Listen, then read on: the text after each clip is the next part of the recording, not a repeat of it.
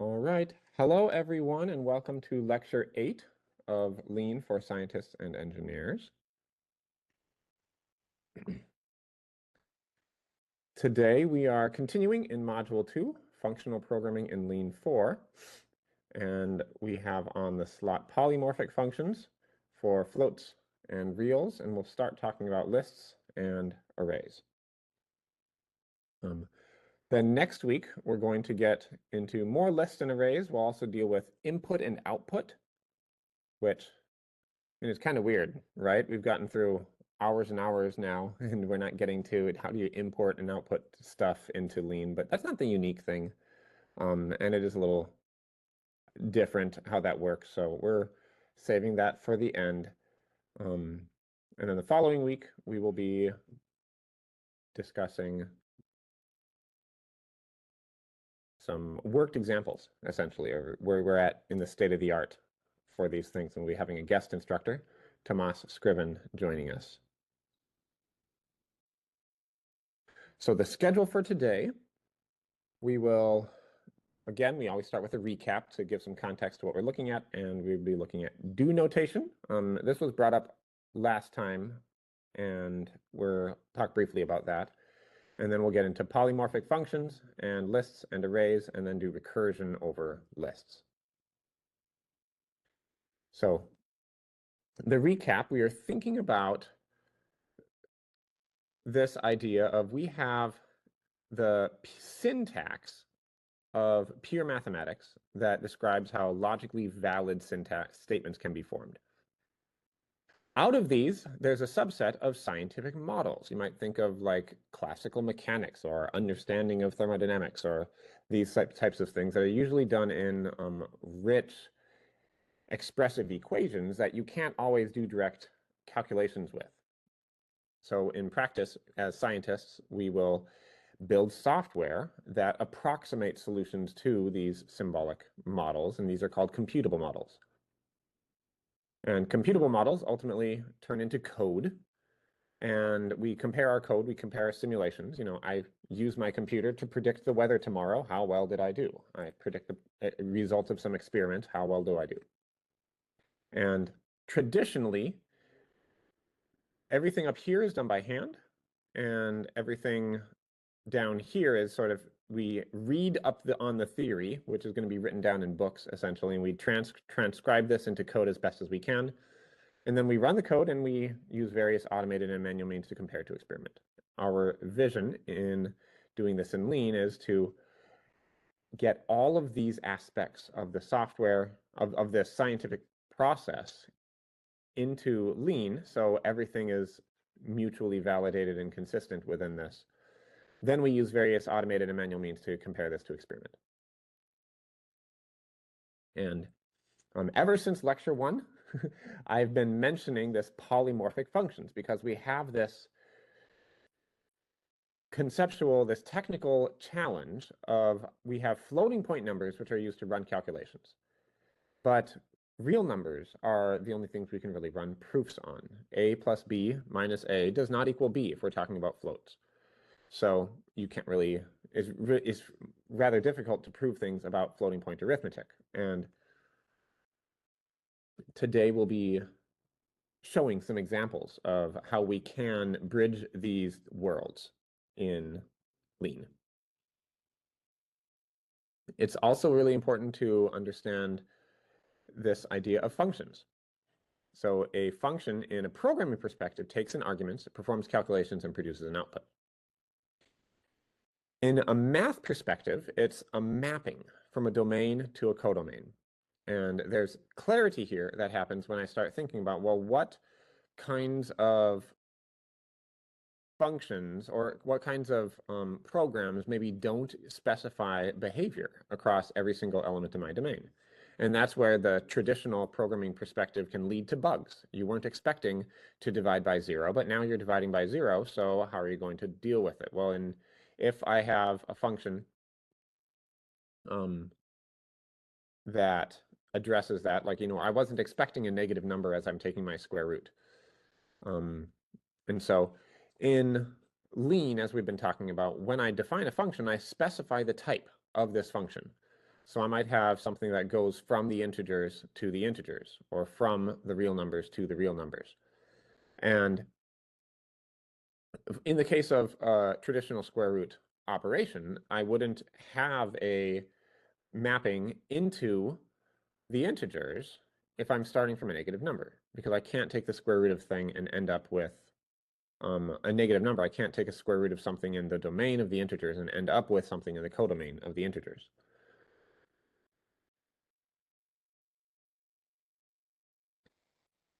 A reminder of some of the vocab for us, some clarity about, we've reviewed this a few times before. Today I'm reviewing in particular, we have a function, which is going to be an expression that maps from the domain to a codomain. And there's a difference with a partial function. It only maps from part of the domain to the codomain. So if I was going to be having a square root operation, for example, defined from only the positive or the non-negative values into somewhere in the real numbers, well, that would be a partial function. I don't have behavior defined for negative values.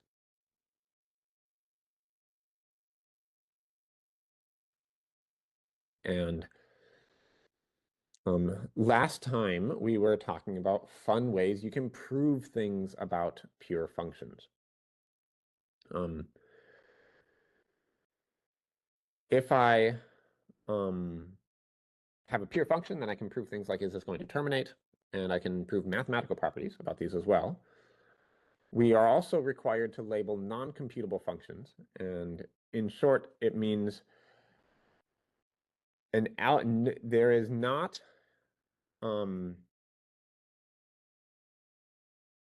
it means incapable of, this function is incapable of being computed by any algorithm in a finite amount of time.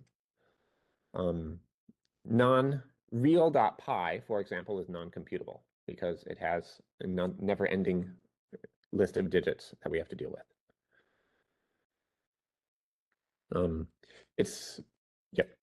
Okay, and so a reminder, these are the natural number the number systems and the symbols that we use. And now catching us up to yesterday, we're going to talk a lot more about these as well. We have these two programming paradigms. Imperative is how things like Python, Fortran, C work. You have a sequence of steps that the computer needs to proceed through, and you specify what that sequence of steps is. You will say, for example, a for loop or a while loop. Go through, follow these instructions, and the computer goes and follows those instructions and obtains that. Functional is a different style of this. It can achieve many of the same results, but it takes it from a different perspective. In particular, your priority is defining functions. Now, your main thing is I'm going to take a lot of effort to define the functions of my system, link my functions to other functions, and the emphasis is, am I defining things correctly in terms of what they are, not in terms of the sequence of steps that I intend them to be. And it actually connects back to this different view of functions. So what I'm calling here the programming perspective is you do kind of think of like the sequence of steps to follow. I'm going to take in some arguments, do stuff to those arguments, and then I'm going to produce an output and spit it out. But the math perspective is about what it is. It's just, it exists outside of time. It's like a mapping from X, my codomain, my domain into my codomain. I'm not exactly, and I can state things about that, without necessarily running all those steps.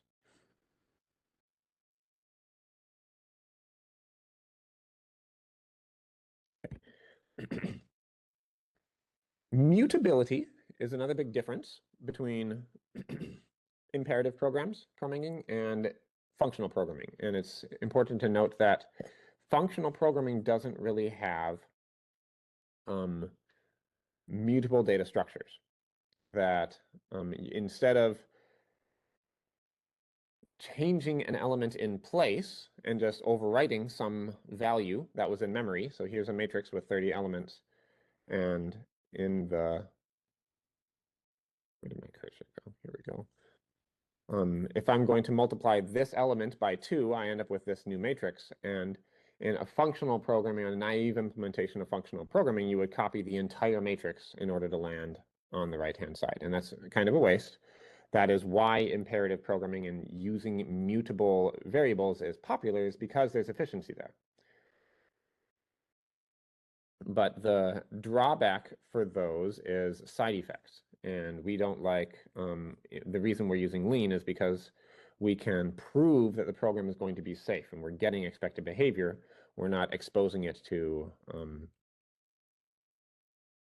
make mistakes where the wrong part of the program is changing something in memory from a different part of a program and unexpected things are happening. We also introduced recursive functions. These are curious things where you don't just have functions calling other things, you have a function calling itself. And recursive functions can be a recipe for getting you stuck in infinite loops. You know, if you don't really make progress on something, or you just kind of don't change anything and you call yourself again and again, you're just going to be stuck forever. But there are categories of functions that will terminate when they're a recursive function and they finish, and the factorial is one of these. And we talked about the imperative style where you use a for loop, and the functional style where you call the factorial function again, but instead of giving it n, you give it n minus 1. And here's the little example of that. You start with factorial of 5, and eventually it comes down to factorial of 0, which is going to lead to a return of 1, and you terminate the program. This is a function that has a stack of calculations that increases and increases and gets inefficient over time. A tail recursive function is more efficient. This manages the stack of your calculations so it doesn't blow up. And tail recursive functions almost always perform better. Lean gets fun with this because we start talking about the halting problem. And if you would ask this factorial function in Python, if you give it a negative number, it's going to just decrease this forever and ever and ever, and it's never going to stop unless something in your operating system prevents this from crashing your computer. The point is, I asked you yesterday, do these functions halt? And you got the answers right. The first 3 halt, the second 2 don't halt. And importantly, you figured out that answer without running the program. You use logic. And that's the premise of how lean can prove whether programs halt or not, is it uses logic and analyzes the structure of how the function is written in order to prove and conclude that it's going to halt. So this function works in lean, and this function is broken because as soon as you enter into, if you give it a 5, for example, it will match 5 to this n plus 1, and it will call not factorial of 5 and it will be stuck in an infinite loop. It won't ever terminate. But lean notices that before it even tries running the code. It's analyzing the structure of this, and it's looking for this thing called structural recursion, which allows it to prove that this is going to terminate. It doesn't find it, and it prompts you with an error message. And you can run into this even if you give it a program that does halt. Okay, it just might have a more complicated logic that lean can't figure it out automatically. In that case, we didn't have any examples of that, but if you encounter that, you can study up on your own into how to provide a proof to lean that this program actually terminates, and provide it the ingredients that it needs to say, okay, now I see, since you have 2 loops inside of some other, you have 2 recursive function calls inside of another one, that overall all of them end up converging down to the base case. That would be a way to show that something else converges. That's called well-founded recursion. You can look into that more if you want to. So that's the review.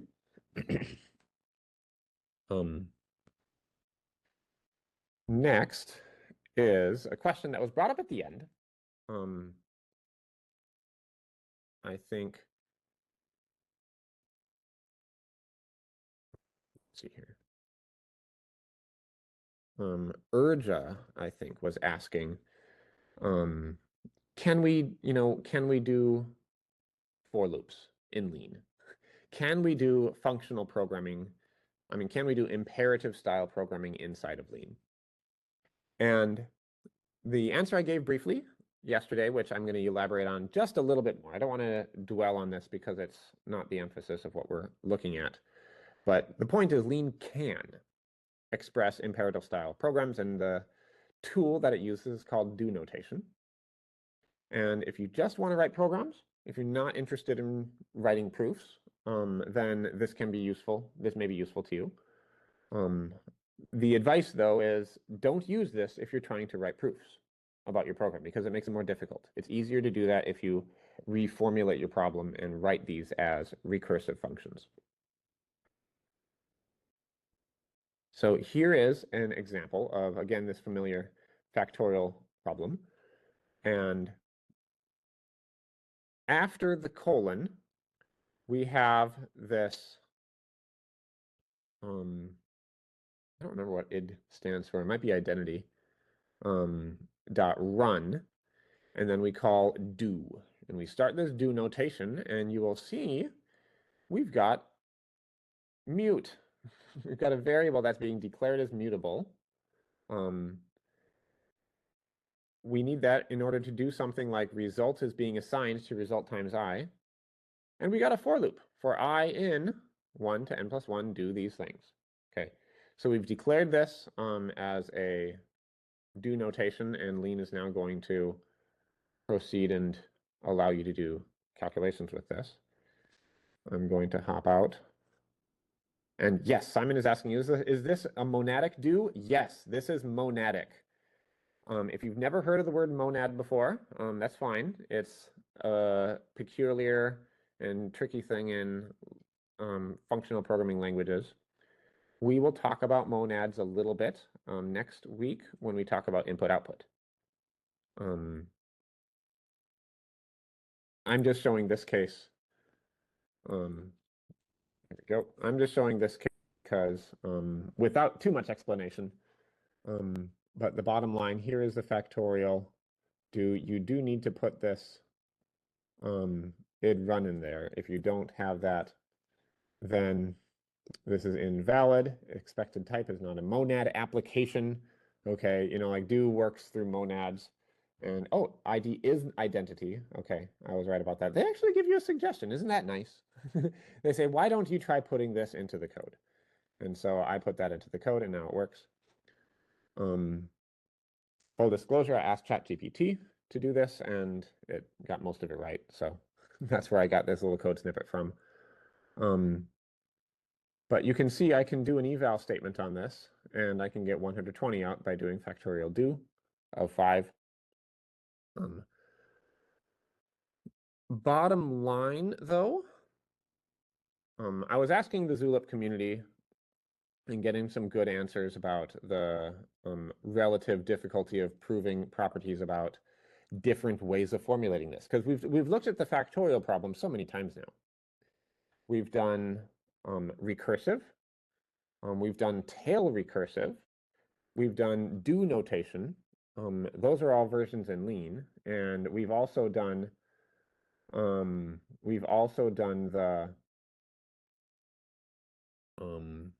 Python versions, a few different Python versions of this. And here's another one.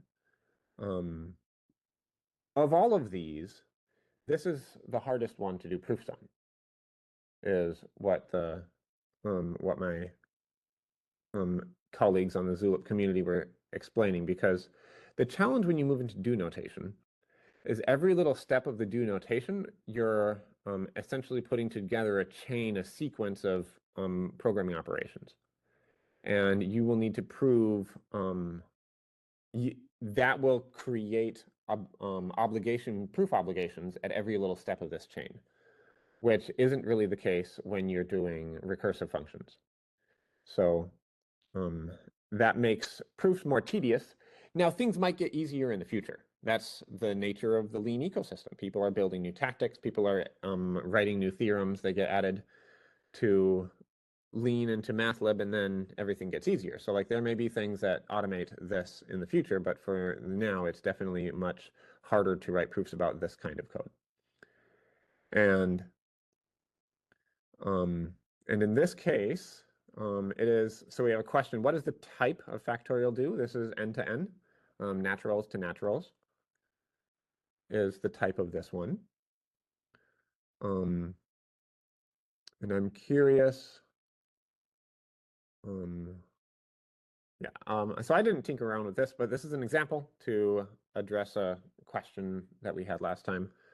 We're mostly emphasizing the other strategies. Okay. So now polymorphic functions. So first, what does polymorphic mean? So if you're a materials scientist, polymorphic might mean you have a crystal structure, like the same molecule can form multiple crystal structures. So sometimes you'll have a drug molecule where one drug molecule can form crystal type A or crystal type B or crystal type C, and maybe only B is the active ingredient. So like you really care about this in manufacturing this and which is going to be stable when you put it into a pill. Okay. This polymorphism is the computer science version of that, and it means when you have a single symbol representing different types. And a polymorphic function is a function that takes variables which can have more than one type. So we've been comparing things a lot to Python, obviously, and most languages use polymorphism.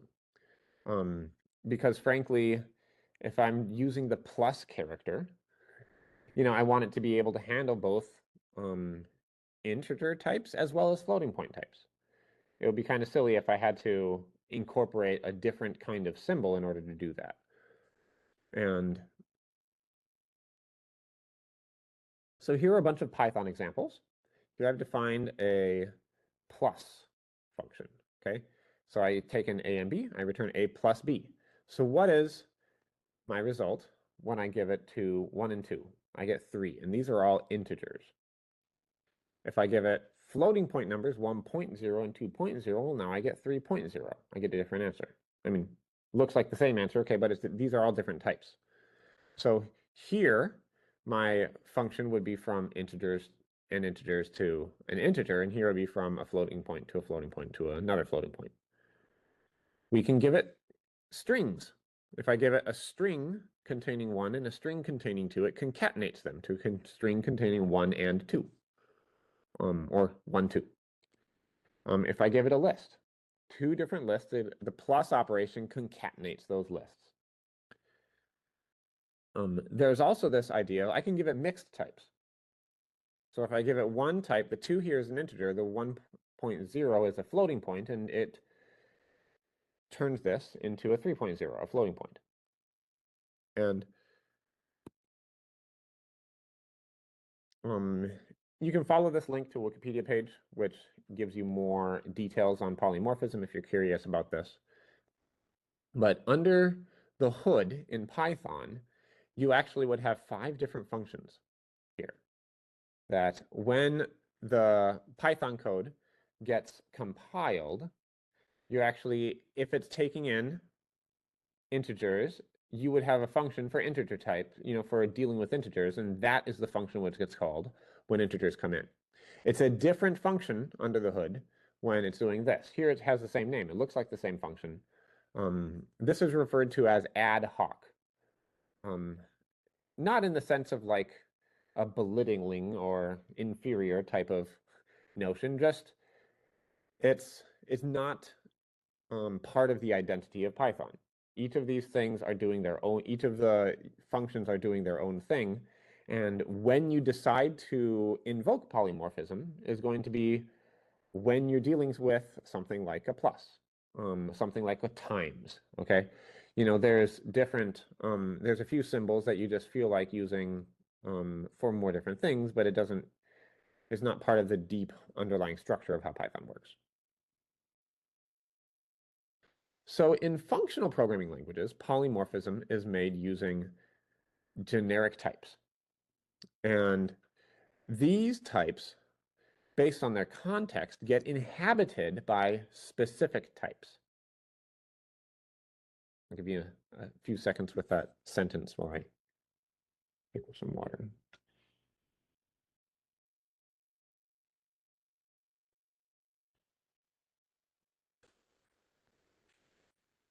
So this is sometimes called like parametric polymorphism, but like in the context of functional programming languages, it's just polymorphism. And this is a foundational part of languages like Lean, which is really all about types. We've talked about all the complexity and richness of types that Lean can have. So depending on the type of the arguments for a function, the function itself will take on different types. And that works by having a generic type which can change based on what happens to it, what it is doing. But it still means that there is one function for doing that. Like this is again Python code, but it would be like all of these things would be the same function, literally the same function that has different behavior based on the types it's being sent. As opposed to this more ad hoc way where under the hood you end up getting distinct functions in the end. And so the first illustration of this is going to talk about a structure. And we introduced the structure point last time. And point is a structure. It has two fields, x and y, and each of these are the floating point type.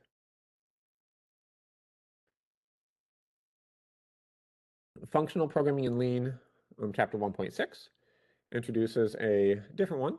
This is called p-point, or polymorphic point. And this one, you can see you specify that this one depends on something. So if you recall the, well, I'll leave it at that. So this depends on this alpha. And alpha is a generic, alpha is a type, is a generic type.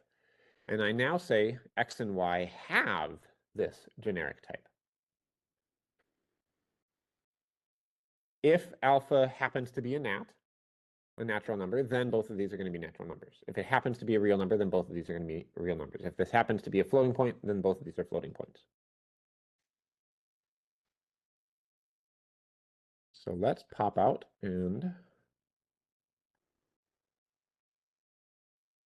do some examples. So here I've defined this polymorphic point. And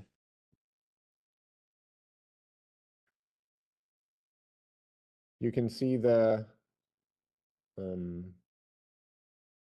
type information of the structure itself. And this was a task from last time. How do we define an object with this type of p-point in order for it to have the type that we're looking for? And so the way that we do this is we can define, so earlier we defined an origin. We will define, in this case, a nat origin. I'll do a capital O, easier to read. A nat origin, which is going to have type p-point, and now I put the nat in there. Okay, and as we did before, we can assign a value to x and y.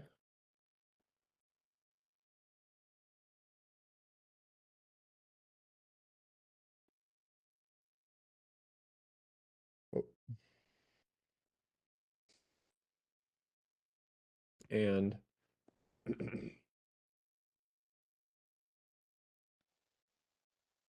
I can see that my nat origin has type. It's a p-point. It's a polymorphic point with clarity on what's happening to it. It's a point where the fields have natural numbers. So it could only be a point in the upper right quadrant, for example, of an xy plane, because you can't take a negative number in x or in y. And they can only be the whole numbers. You can't have 1.5 isn't possible with this. Alternatively, I could do a similar thing, and honestly, I'm just going to copy this.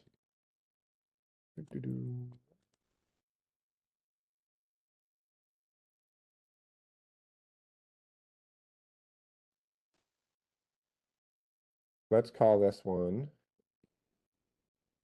float origin. So if I change this to float, well, now it's flagging this. There's a type mismatch. I have to assign origin to things with floating point types, but now my p-point structure has p-point float is its thing. So the overarching structure can lead to multiple kinds of definitions based on that structure because I'm giving them different things on the right-hand side.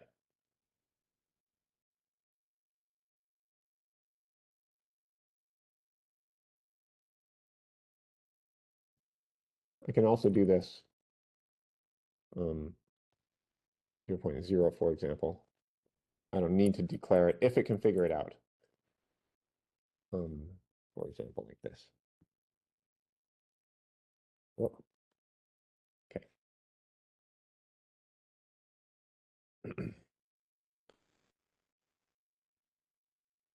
And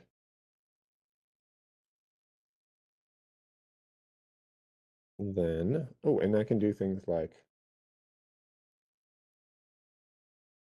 eval, float, origin dot x.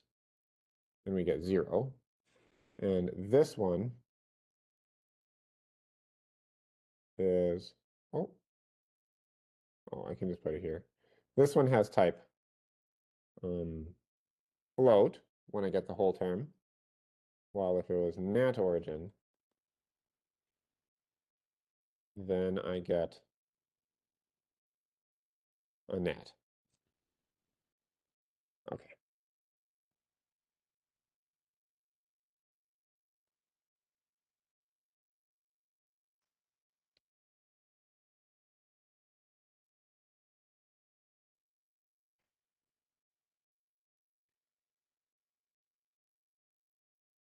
So we're going to look at 3 case studies of polymorphic functions.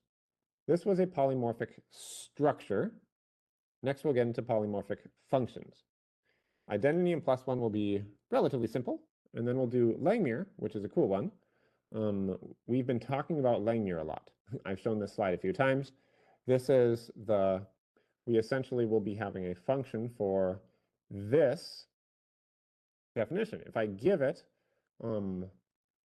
loading and pressure, can I get out if I give it pressure and my model parameters, can I get out the loading? But I also want to have a proof that these premises imply this conjecture. But we'll first start with some simpler polymorphic functions.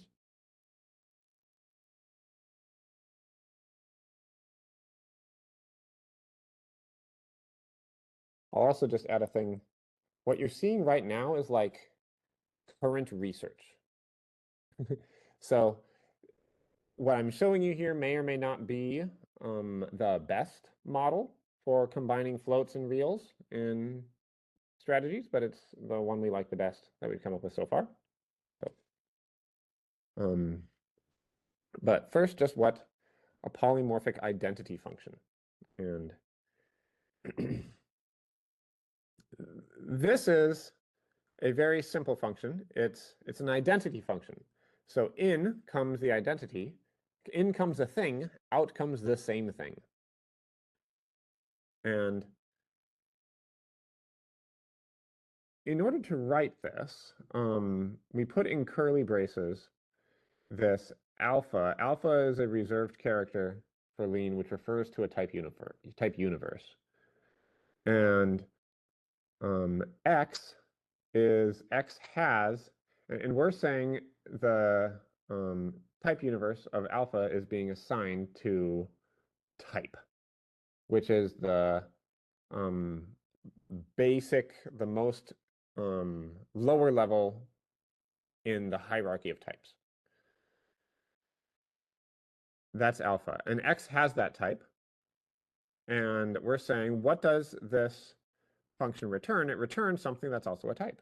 This is really, really abstract. So if it's not, if it's kind of going over your head, just bear with me. And if it's not clearer after we've gone through these things, feel free to ask questions. We can try to delve into this a little bit further. But this is also more deeply explored in theorem proving in lean. So that's a textbook that you can go to dig deeper into the type theory aspects of this.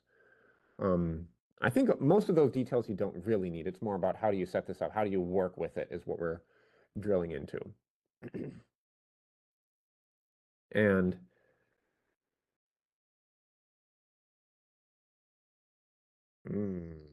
and Simon is bringing some points up from type theory. Simon does research with type theory and is curious about this class for applications. So he can probably answer questions if you have any of those, I think. Okay. But you can see this behaving. This is mainly what I wanted to show. It's a rather simple function. Identity, I can eval identity and it returns a 5. And you can see the type of this is a natural number because the type of my input is a natural number. I can eval identity hello and a string, and the output is going to be hello from this. Its behavior is going to mimic, it's going to follow the type of the thing that it takes inside.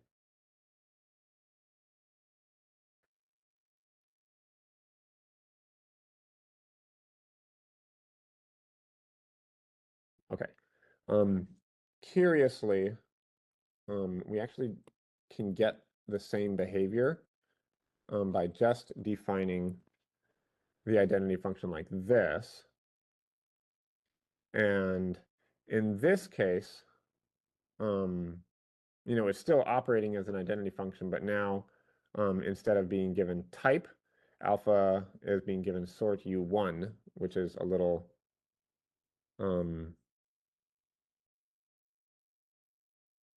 more of an abstract way to see it, but I think it is consistent with the way Simon was saying that propositions are the most fundamental thing, and types are up in the level 1 above propositions. So I think that's the more precise way that I should have been saying it earlier. Okay.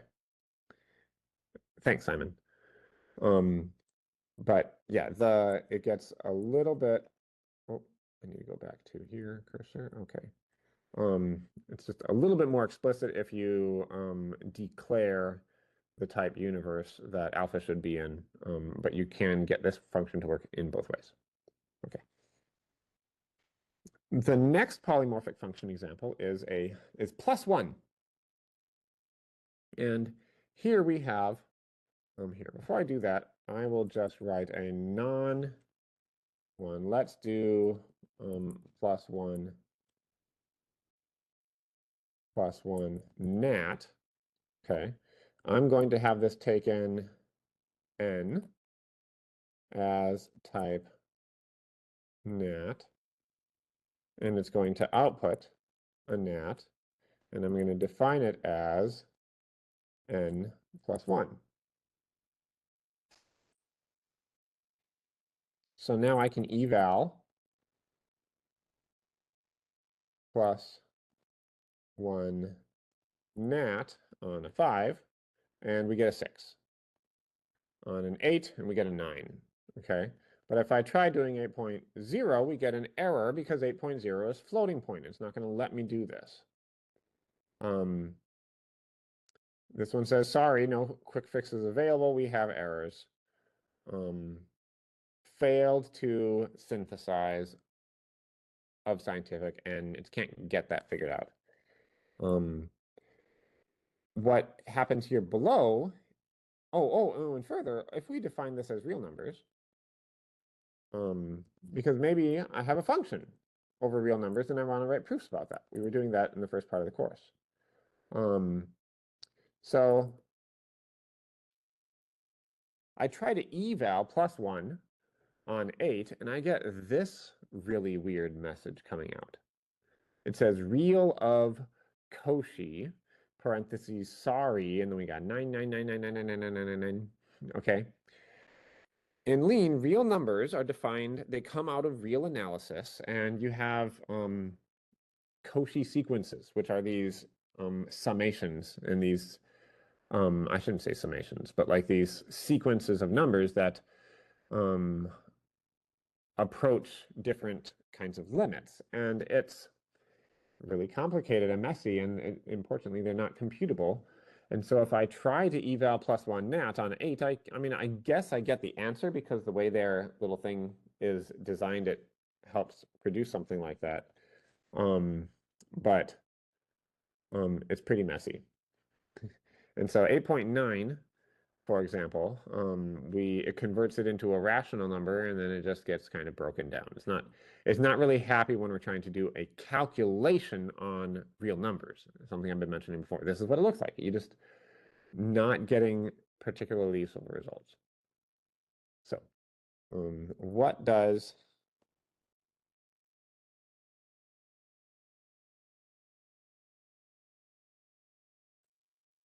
oh, I want to comment out the eval to keep things cleaner in the info view.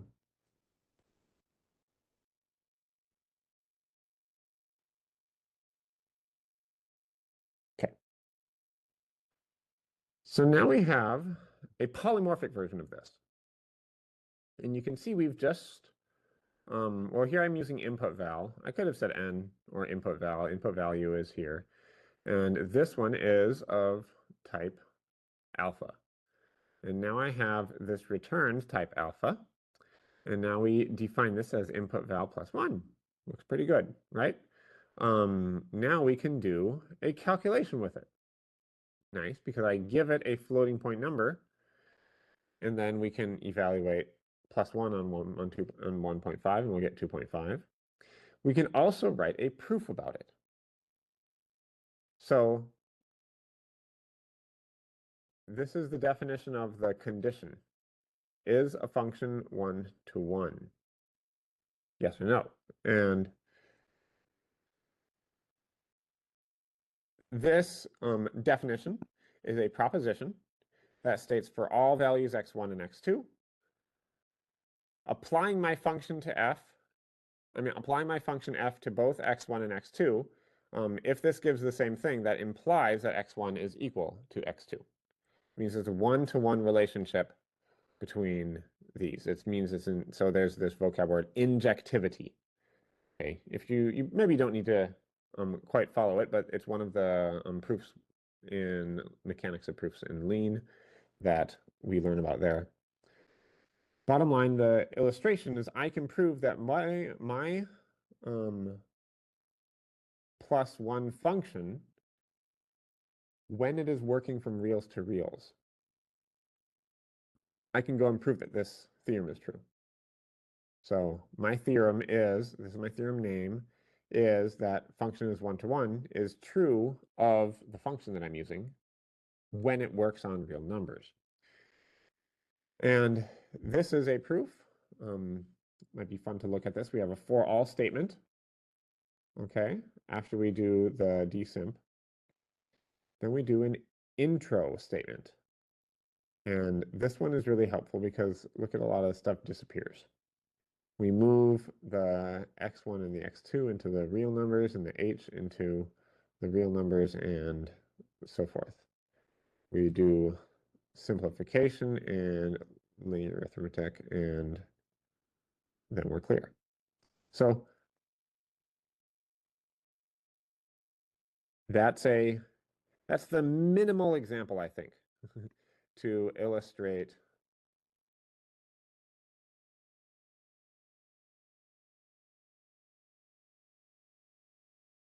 this kind of,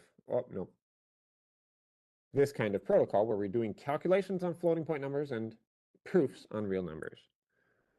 It's because I'm able to define a function like plus 1 here and do that. Now I'm going to take something away and illustrate some of the components and how they work and why they're needed. So I can just define my plus one function. I can define it just like I did here before with the non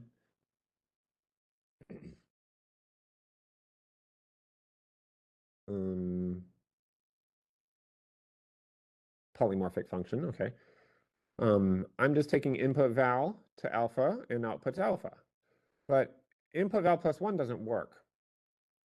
And so we need to look into why that is. And if you put your cursor onto the one, it will say we failed to synthesize H add alpha n alpha. Okay. This is basically one of the definitions in Lean about how addition operators should work. And it doesn't, this function doesn't know that it needs that information. And a way you can get that, there's a couple ways to do it. Add does the trick. Is that one the one I would put in? Yes. Oh yeah, I need to do add alpha. So if I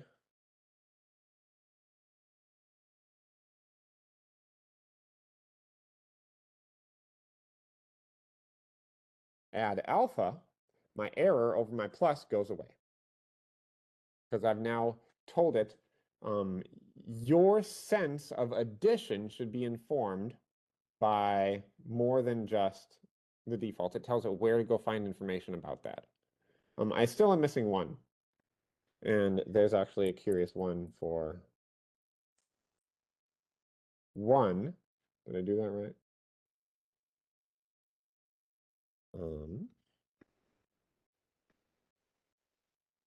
No, I need alpha. Oh, of course. So if I do that for the digit one, now we have something that I can do an eval on a plus one with a float, and I can get 2.5, and I can also write a proof on it when they're real numbers. And this is important. The reason it works is because add itself points me toward using this symbol, and it has defined behavior for lots of different things. No, I spoke that incorrectly. I am importing in the properties of addition and telling it to associate those with this plus in this problem. And those properties of addition hold, have been defined for floats, and they have been defined for natural numbers, and they have been defined for reals and complex numbers, and all those things add somewhat differently sometimes. But I'm bringing those in, the ones that are available for this type alpha. I'm also bringing in a 1 alpha, because that happens to be in the MATLAB initialization. There's definitions about 0, definitions about 1. So we can go grab that, and now we have a polymorphic function here.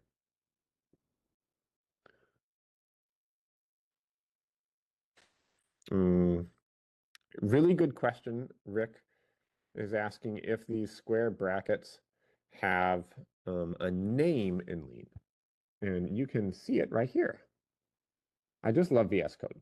You can put your cursor over something you're wondering about and get some context. It might be a lot more over your head than than you'd like to deal with sometimes, especially when you're not that familiar with Lean. But as you slowly learn more, then more of these will become intelligible to you, and even if you find one that's not something you can quite follow, you can take what you've learned from other things and try to bring that in. So this is saying this is an instance implicit binder. And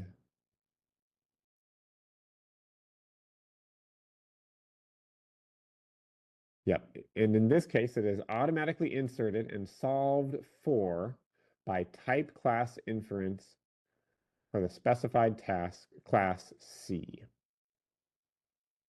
So C is the type class. That would be this alpha, is the type class describing things, and I'm not going to go into more detail, but basically, hopefully that answers your question. Some binders, maybe? I think they're called binders. Um, yep. So yeah. Now this is coming back to me. Yep. So +1 is a function, and we need to add these binders for addition in 1 in order to write this and have it be polymorphic. And then sure enough, we can test +1 on 1.5. We can we can define the injectivity proof and then go and prove that this is the same. And this proof is exactly the same as the one I showed you shortly before, but the difference is we do need to run dsymp, because dsymp is going to essentially remove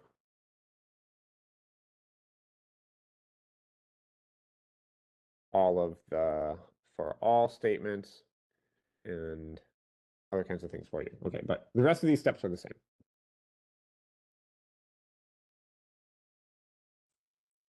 Okay, on to the next one. This one's really fun.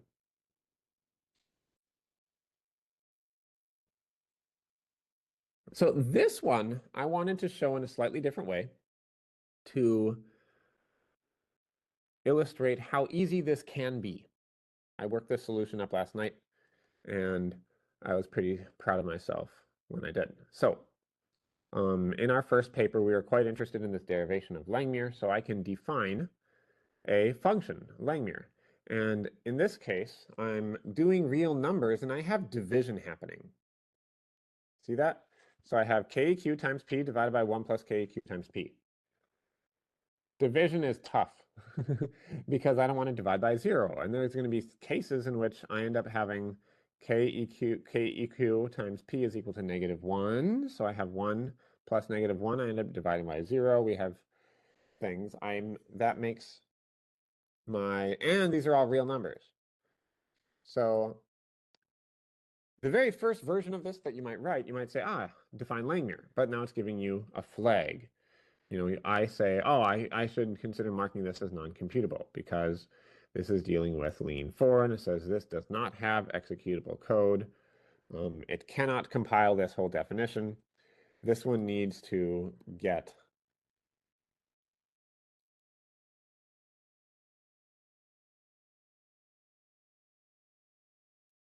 the qualifying statement non-computable. There we go. And now this definition compiles. You can use it for proofs, but if I try to do an eval,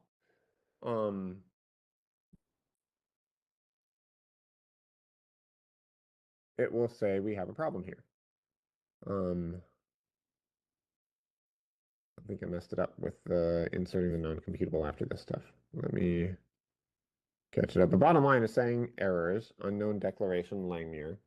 It should have Langmuir. I'm going to restart the file in a second so we can see it not working.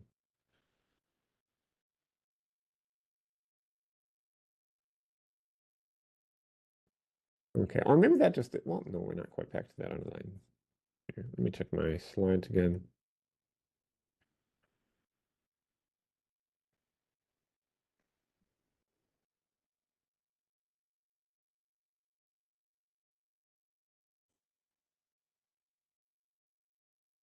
Okay.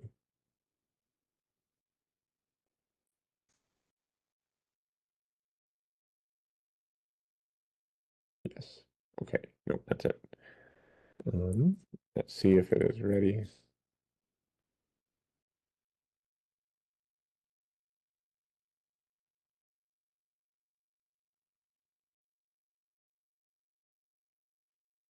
Busily processing. Come on, don't crash on me in class. And there's several things up ahead here now. Oh, the orange lines down means it's not the file. Oh, hey, it just compiled. Okay, we're good. This one's slower than last one because it's needs to import mathlib at the top for some things. Like right now, what we're doing with real numbers. Okay. Well, this one is saying it can't do it. It can't eval Langmuir because we have a non-computable function and eval doesn't work with non-computable functions. So that's frustrating. However, we can do proofs about this.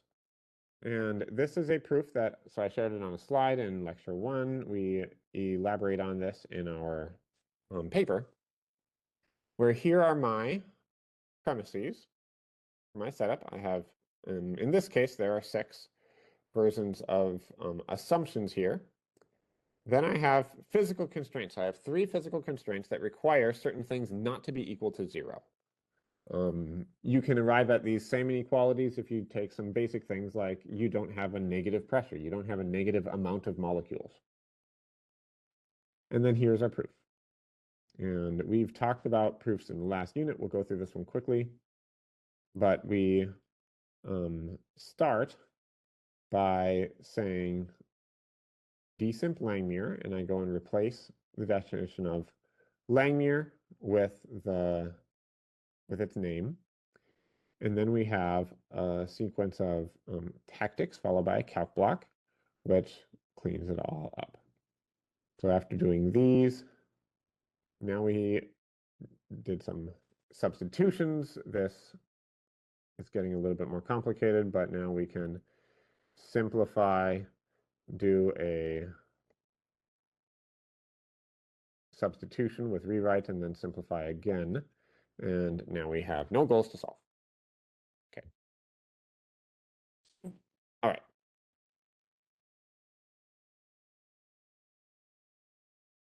How do we make it polymorphic? Here's the process. So the first thing to do is make these generic types. Alpha to alpha to alpha. And now with this, I can actually take away the non-computable. And here is my first hint. It doesn't have multiplication. It doesn't know what to do with multiplication on a generic type.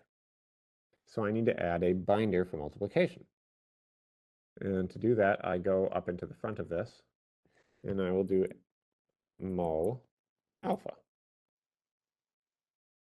in square brackets, just like I did for the +1 function in order to add addition, in order to add the 1. Okay, and sure enough, I'm making progress because the underline went somewhere else. Now we are missing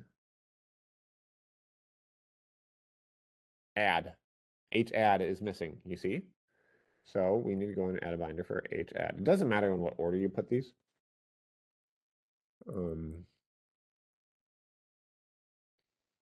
Okay. Now we have one for the whole thing. There it is, division. So now we need to do division.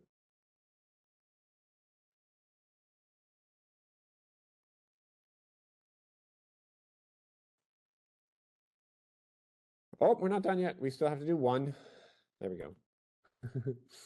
Kind of annoying, right? And I think, and I hope some of this stuff will get automated away. So what I dream of, what I would love to have, if anybody wanted to volunteer to dig into a research project, was can we get p-eval, polymorphic eval, that simply looks at a function and automatically turns that function into a polymorphic version of it with floats, and then runs the Python, it runs the function with floats instead of the type that it originally had. I think that would be pretty fun. We don't have that right now, but it would make certain things quite a bit easier. But now you can see this error went away. Eval is now computing. It's now working. We have 0.978261 giving out as our answer of Langmuir applying 5.0 for KEQ and 9.0 for P. Okay, but you'll notice here, I didn't actually break anything in my theorem. My theorem is just fine because my theorem understands that all of these things are real numbers, and my binders of multiplication, addition, division, and a 1 element, those are all things that are relevant and have a definition in the among the real numbers, and we can just use exactly the same proof. So any questions about that? Seems pretty simple, right? Can we see what the concrete type is after type class resolution? Do you want to see the type of linear? Is that what you're asking?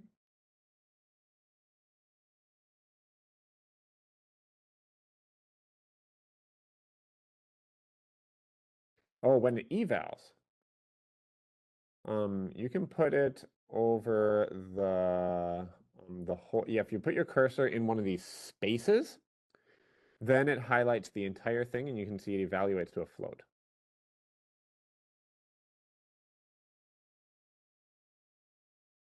Why is it evaluating to a float? I didn't exactly tell it actually to do it in float. I simply, yeah, notice? I didn't actually, because you might think like, ooh, I want this for reals and floats. Okay, but I didn't actually constrain it anyway in that respect. I simply said at the universe level, I want this to have K, Q, and P, and the output to be alpha. They should all be at the same level. So when one of these comes in as a real, it figures out that the rest of these should also be real. If one of these comes in at a float, the rest of these should be at a float. I think I break it if I make the n a nat. Let's try a 9 colon nat. Let's see what happens. So now it's saying, yeah, now it's saying we have a problem because we want this float here to be a nat instead. Let's try even a little bit more. I'm going to explicitly force it to be a float. And now the whole thing doesn't work, okay, because now it's getting a type mismatch. The first one actually gets precedence.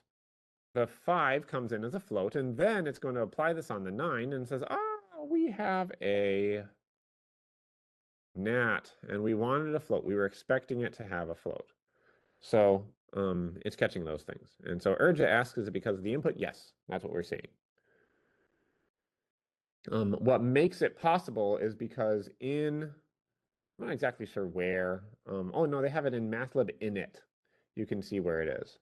So MATLAB init prelude has these ideas of where addition, division, multiplication binders are. Try two rationals, sure.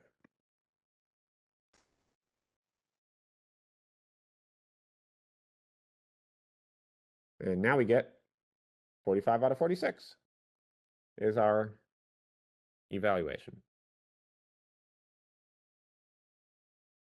And it didn't affect the proof. The proof is valid for real numbers. So because in the theorem, I stated that my arguments should be real numbers, my theta should be a real number, and so on. Yep. The rationals will always give you your answer in one of these fractions, an improper fraction kind of thing, if that's what you're interested in. Usually floats, I think, are just cleaner because you get a decimal representation. You can see this about 98% is what we were seeing on this. Okay. And, ooh, I mean, could I? I'm going to try string type. Nah, string type doesn't work. So, now why doesn't string work? Because the multiplication binder, is not defined for strings. And I think this is a good thing to illustrate where the limitations are for this at the moment. We are relying on the core lean functionality to define binders for these 4 concepts. 1, division, addition, multiplication. Subtraction, it also has.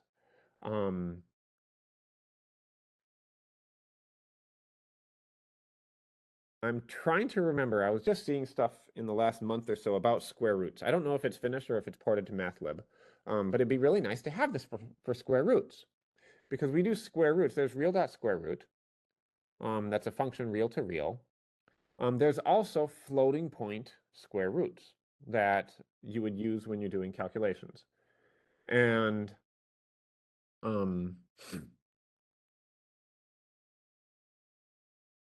if we're relying on doing a square root in our calculation, and maybe there is floating point square root operations, maybe there is doing a natural log or an exponential in floating point arithmetic, but these binders have to be there. So if your particular application needs things, you'll just need to make sure that it's all in lean. And bottom line, the lean is flexible. So like if you want to build it yourself, you certainly can. And that is something we're going to be getting into because we need square roots for distance. In our projects, we're doing distance calculations and we need a square root for that. So that is something that either the math community will solve for us soon or we will dig into to incorporate polymorphic square root operations. Urja is asking, can we specify a range of types allowed? I don't know how to do that. Oh, I forget now. It's several months ago. We were operating with a different level of polymorphism that had us say our type is either a float or a real. So there is a way to do that, but I didn't prepare any code examples for showing how to do that old way. In general, we prefer this way because it's more elegant. Specifying the range of types allowed is whatever range is allowed by the binders that we provide. We need the type to have an instance in every single one of these in order for it to work. Great questions. Great discussion, everyone. I will move this back to here. Okay.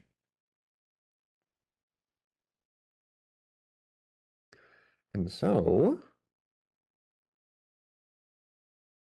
that really is the gist of it. That's the meat of the connecting glue between these things.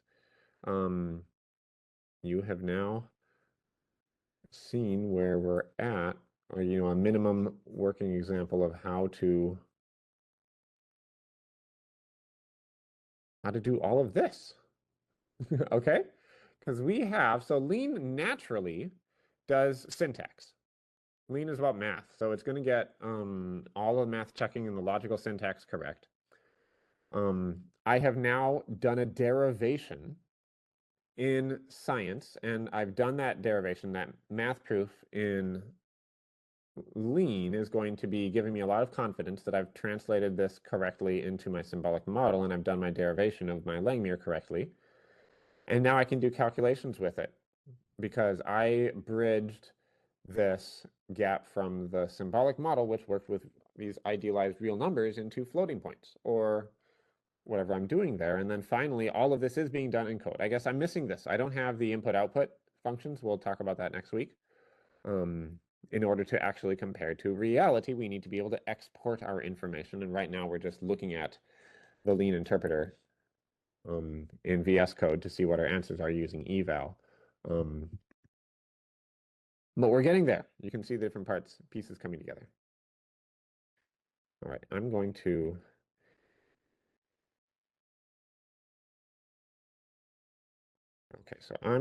move back to the slides. We're going to start talking about lists.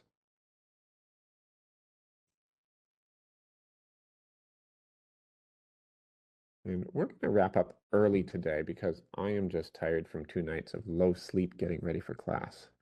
But we're going to talk about lists versus arrays and then show some examples and continue this. We don't have any arrays in class today, but we'll continue this and we'll have some array examples next week, which becomes important for getting your lean code to run efficiently.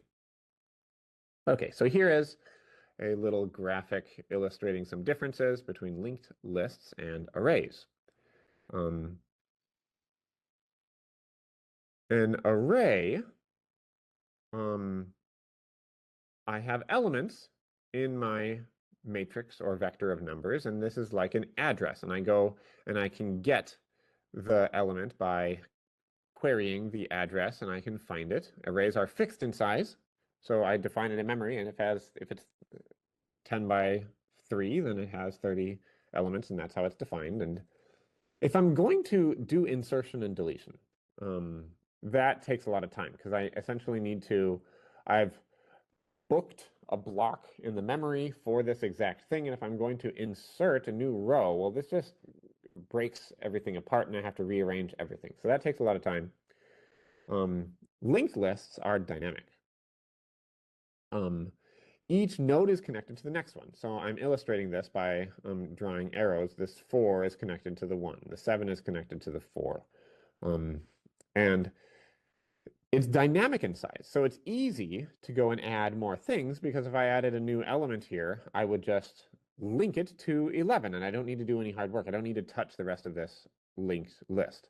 But an array, if I go in and I add a number at the end of this, I put a solid line around this. This is a concrete object essentially, and I have to go and find a new place to fit all of this in memory if I add a new thing.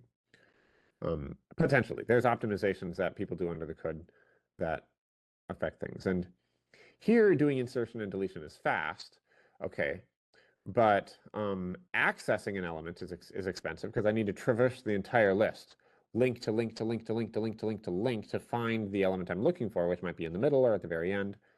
And this uses more memory because I have extra information connecting all of this together.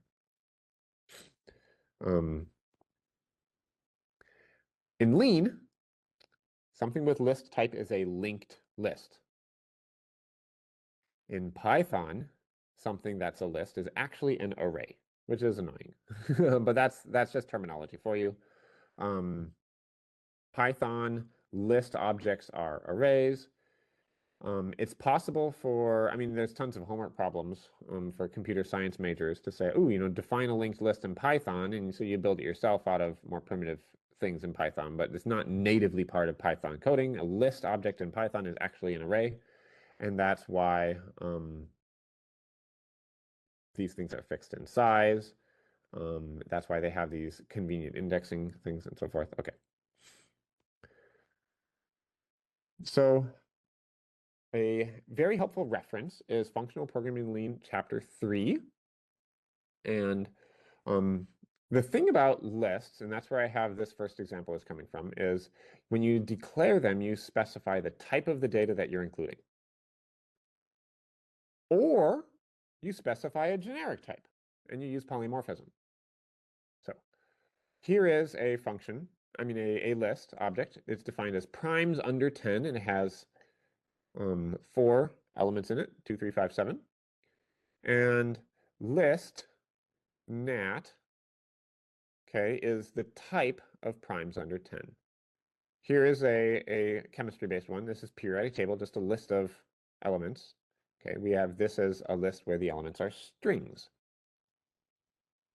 And you can imagine now, if you put an alpha here, right, depending on what thing it's taking in, it's going to adopt that. But every single element in the list does need to have the same type. I can't mix in a list 2 as a natural number and 3 as a string or something. I can't do that. That's what structures are for. If I have a structure, I can have different parts of a structure having different types. Okay. So summing elements in the list, if I wanted to add up all 4 of these numbers,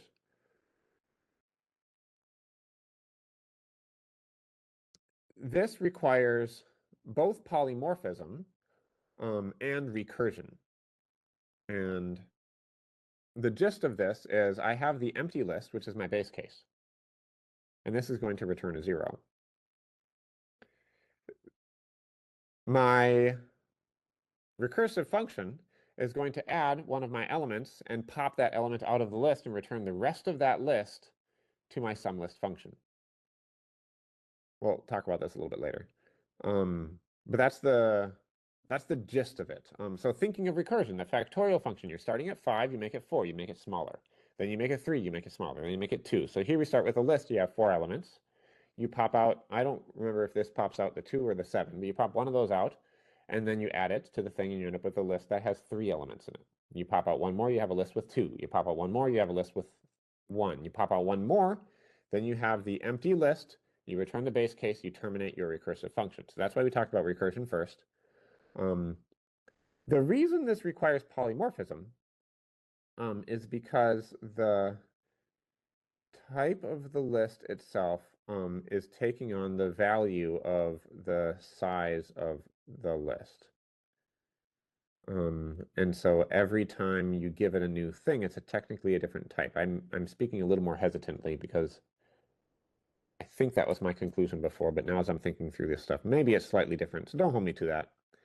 But we're going to hop over to lean and look at these here. So here's our primes under 10. Oh yeah, I didn't actually put anything in the slides in this. So in the chapter 3 of functional programming in lean, they actually show you they talk more about what constructors are in lean, and if you want to dig more deeply into that, you can read chapter 3 and learn more about how that works. But essentially, this is an identical definition of primes under 10. And here I'm invoking this list constructor applied to 2 and another thing. What is that other thing I'm applying it to? I'm applying it to a list constructor of 3 applied to another thing. What am I applying that to? A list constructor of 5 applied to a thing. So this is a linked list. You have a very tiny list right here in the middle. I have a empty list, list.nil. Then that forms a list of 2 elements with 7 and nil. That forms a list of, well, okay, of 1 element and the nil. The next one contains the 2 elements and a nil. The next 3 and nil, next the 4. So that's a linked list. These are linked together like that. They're not just flat, so to speak, all at the same level of hierarchy. They're stacked on top of each other. That is kind of under the hood what list is doing. It's obviously way easier to write it in this way, so just use this notation. But I wrote this clever little theorem. This is just saying that primes under 10 is equal to explicit primes under 10, and we can use the reflect tactic to show these are exactly the same. So this theorem is true, no goals. And yeah, so you can see, you can tell that these are exactly the same. Ooh, I can change this to an 8.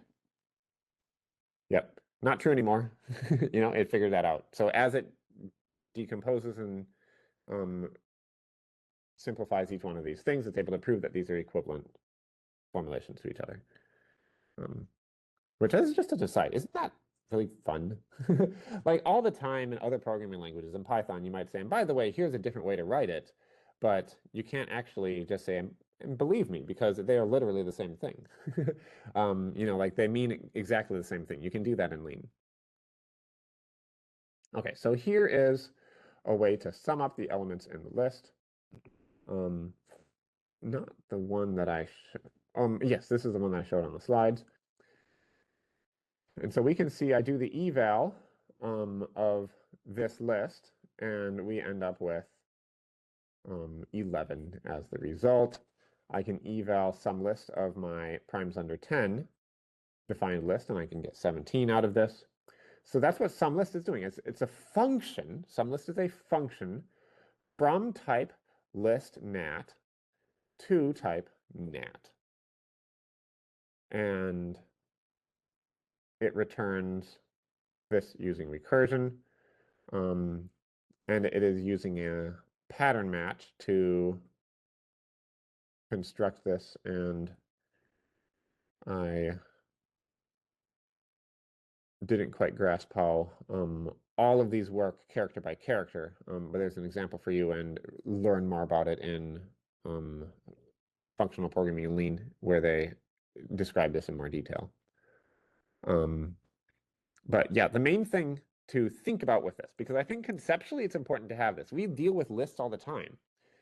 And in our projects, we have a list of molecules, and we want to calculate something about all of these. So I need to do something to all of these over and over again. And almost the default way to approach this is with for loops, okay? But in Lean, you have to change your mindset and write a recursive function in order to do the same kind of thing. So That's why we're getting into this. So here's a function that David wrote for us. This is going to do the squared. I'm going to do sum of squares. Maybe you've used this in an error analysis type of thing. You've got all the differences between your numbers and your predictions and your actual measurements. For example, you get the difference. You want the sum of squared errors. You might use some kind of function like this, where you want to take in the whole list of things. And in this case, I'm going to return a list of natural numbers. So I evaluate square list, and I get 4, 9. I've squared every element of this list. With a little bit of modification, I could probably have this return the sum of the squares and give me a 13 back for this. Functional programming in Lean also talks about this length object, where how do I get the length of a list? And in this case, you need to traverse the list and count how many things you have in there, basically. How often are you I don't know if you actually need to traverse this. Yeah, you don't need to traverse this. You just need to match it. You need to match the constructor of the list itself to a number, and that will return the length of this. And length is then often used in combination with these. And notice this one is polymorphic. This one is definitely polymorphic because the length of a list doesn't matter whether the types on the inside are floats or naturals or reals or float or anything like that. The length of the list is always going to be the same thing. So this is rightly expressed at the generic alpha type level instead of somewhere else. And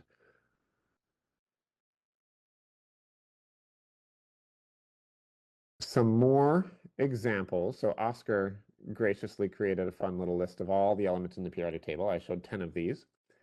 This is a list of strings. So I can go and get one element out of this at a time by using bracket notation, and I can go and query an element in the list.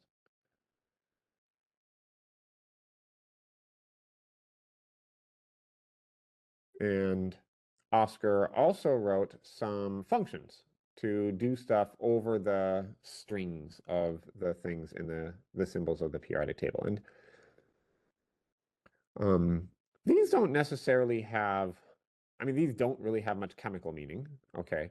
But I could potentially make that list out of elements that have a rich structure underneath. They're not just a string with the element name in it. I have more behind that. And but you can see here, we can count how many total characters do I have in this? How many do I have with 2 characters in their name? How many of these have a certain letter? Like how many of them have a T? I can go find an element by the index and have this element index give me a name of a molecule and return the atomic number, or in this case, the index. Rigorously, it's the index, return that. But we can, so we can write functions about the list in an abstract sense, and we can write functions about the things inside the list. And